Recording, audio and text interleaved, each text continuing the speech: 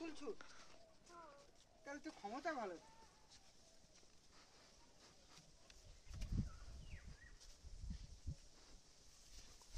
দুটো হাড় আছে, হাড়ের উপরে হৃৎপিণ্ড আছে, দুটো লম্বা হাড় আছে ওর নিচে, তার উপরে হৃৎপিণ্ড সাজানো আছে।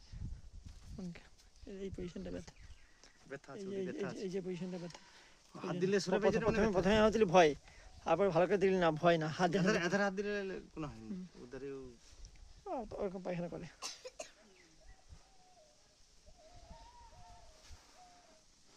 আমার যেন জল জল মনে হয়, হাতে কিরকম টিপতে থল থল মতো করছে।